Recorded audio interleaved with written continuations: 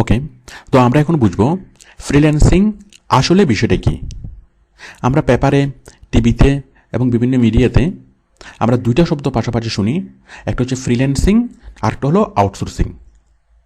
মূলত দুইটা একই শব্দ, একই অর্থ, যাহা ফ্রিল্যান্সিং তাহাই আউটসোর্সিং। তাহলে আউটসোর্সিং মানে কি আমরা আগের ভিডিও লেসনগুলোতে জেনেছিলাম। আউটসোর্সিং হলো বিদেশি কোম্পানিতে কাজ করা। আপনি এখান থেকে বিভিন্ন বিদেশি কোম্পানিতে আইটি সংক্রান্ত কাজগুলো করবেন আপনার ঘরে বসে, দেন বিদেশি কোম্পানি সরাসরি আপনার ব্যাঙ্ক অ্যাকাউন্টে স্যালারি ট্রান্সফার করবে। এটা হলো আউটসোর্সিং। আমাদের আগের ভিডিও লেসনগুলোতে বিস্তারিত দেওয়া আছে। তো এখন আউটসোর্সিং কি আমরা বুঝলাম, ফ্রিল্যান্সিং হলো আউটসোর্সিংয়ের একটা প্রতিশব্দ।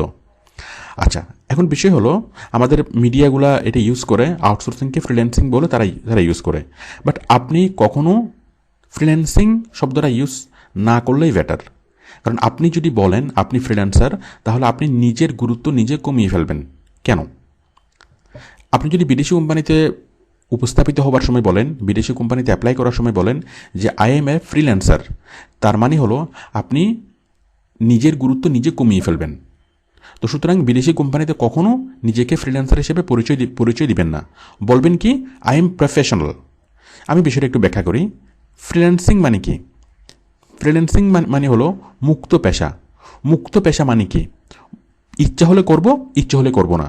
তো যে ব্যক্তি কোনো কাজ ইচ্ছে হলে করে, ইচ্ছে হলে করে না, সে কখনো তার কাছ থেকে আমরা কখনো ভালো কাজ আশা করতে পারি না। যেমন ফ্রিল্যান্সার সাংবাদিক, ফ্রিল্যান্সার লেখক, ফ্রিল্যান্সার সাংবাদিক, ফটো সাংবাদিক। ইচ্ছে হলে সে ফটো তুলে, ইচ্ছে হলে তুলে না। ইচ্ছে হলে একজন লেখক লেখে, ইচ্ছে হলে লেখে না। সে হয়তো অন্য কোনো চাকরি বাকরি অথবা ব্যবসার সাথে জড়িত, যখন ইচ্ছা হয় লেখে, না হলে লেখে না। তো যে প্রফেশনাল না, তার কাছ থেকে আমরা কখনো ভালো মানের কাজ আশা করতে পারি না।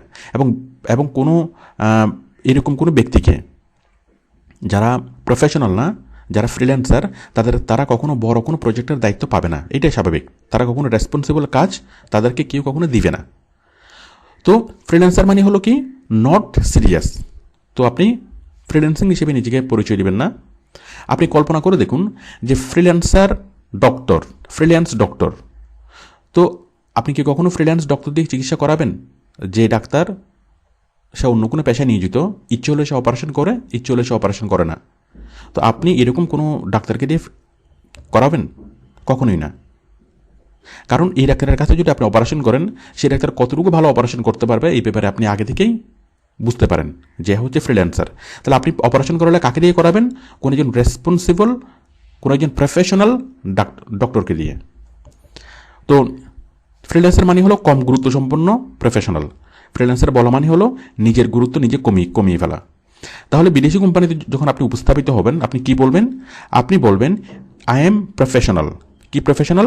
I am SEO professional, I am Facebook professional, I am social media marketing professional, I am graphic design professional অথবা প্রফেশনাল গ্রাফিক ডিজাইনার।